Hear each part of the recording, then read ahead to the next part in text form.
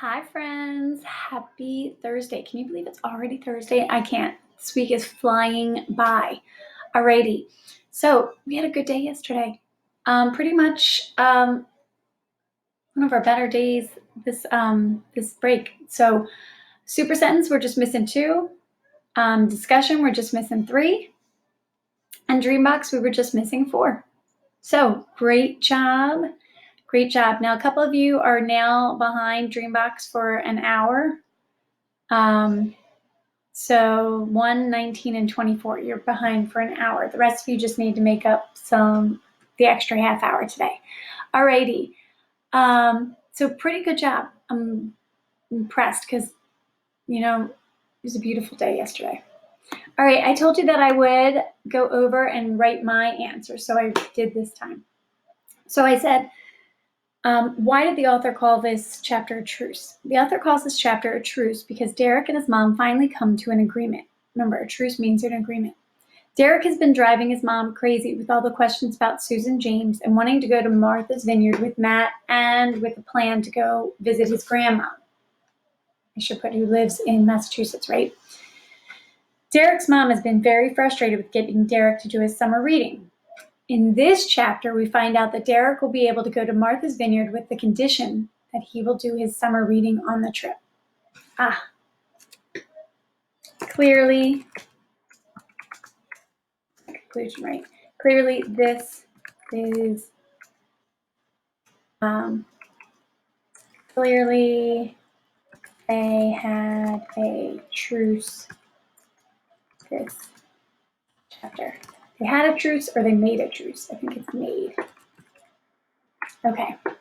Now, I wrote down, every day I'm going to pick 2 sentences that you guys do, and we're going to edit them.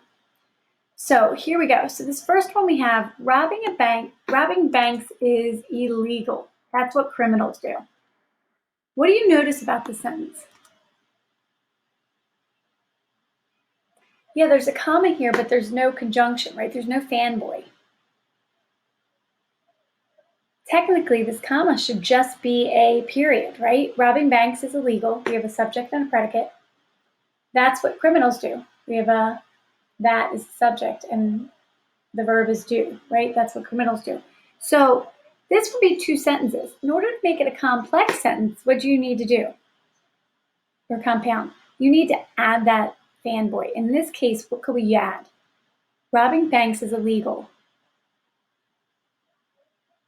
Could we put an and? Yeah. And that's what criminals do. If we wanted to. Alrighty. This one. My friend had a delayed reaction when I spooked him from out of the bushes. Now, this is a beautiful sentence. It's a great one. There's one mistake that takes it away and makes you not look as smart as you are. What is it? Yes, I'm telling you guys, I am going nuts with the amount of sentences that don't start with a capital. You're in 4th grade. You've been learning sentences since kindergarten. You know it starts with a capital. Alrighty, let's get on with today's assignments. So today, week 9 assignments is Thursday. So you have your choice this week. Next week, it's just going to be me reading. Here's me or the lady. And if anybody really wants to listen to the other lady read next week, just make sure that you let me know and I'll send you the link. So today you're going to write super sentence. Miss Haley needs to edit this. Why? Write a super sentence for 2. Oh, that makes sense. Write a super sentence for 2. What number is that? 2. Oh, we have to write 2 super sentences? Yes. Write a super sentence for 2. That's the number 2. 2. 2. More than 1. 2. 2, 2, 2. For the vocabulary words today. And some of you might be like, Miss Haley, are you going crazy? Yeah, I am. Because it's 2.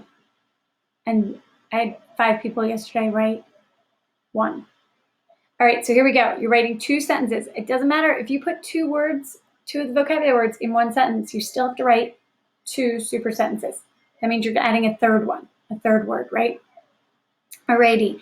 They have to be compound or complex. They can be whatever sentences you want. I gave an example of a sentence. The incredible aroma wafting from the kitchen made my stomach growl, and it inspired me to help my dad cook dinner. Now, anybody see the mistake that I made here? Since this is a compound sentence, I need to put a comma, right? What was the second thing it made him do? The incredible aroma wafting from the kitchen made my stomach growl. That's the first sentence. Now here's the second independent clause. And what did it do? It inspired me to help my dad cook dinner. So when you have a compound sentence and you're putting that fanboy in, you need to put a comma when you 2 independent clauses. Alrighty, now for the question. And if you're listening to me talk, I pretty much give you the answer, don't I? Alrighty, unless it's a prediction. All right, Derek has 2 encounters in these chapters, with Miss Williams and with Michael. What does he learn about people and their talents? And again, guys, I had such a connection with Melody in this chapter because Michael and Melody are both in a wheelchair, right? And they both have disabilities, but they're both pretty darn smart. So, what does he learn about people and their talents?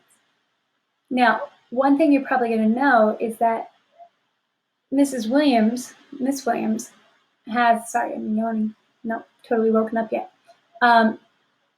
Miss Williams is a teacher, but she also has other talents, right? Michael has a couple talents too, right? But what does he learn about people and their talents? In a sense, Michael teaches Derek something pretty impressive, right? That he's able to help his dad. Before you turn this in, do you see the sentence? Did you capitalize the first word of your sentence? Do you have a period at the end? And do you have details from the text to explain your answer? Guys, if you're doing a races response, your answer should be at least 2 to 3 sentences, maybe 4. If we look at mine, and in this case, you have 2 encounters. Derek has encountered Miss Williams and Michael in this chapter, period. That's your topic sentence. When he ran into Miss Williams, he learned that blah, blah, blah, blah, blah. When he hung out with Michael, he learned blah, blah, blah, blah, blah. How many sentences is that? 3. That's bare minimum. 3, right? If you look over here, my answer was 1, 2, 3, 4, 5, right? You're 4th grade. You can't be giving 1 sentence answer anymore. It has to be more than 1. You have to give me details from the text, all right? Alrighty. I hope you have a fabulous Thursday. We will be meeting at 3. If anybody has any fun ideas that they want to do, let me know. And I will see you at 3. Bye, friends.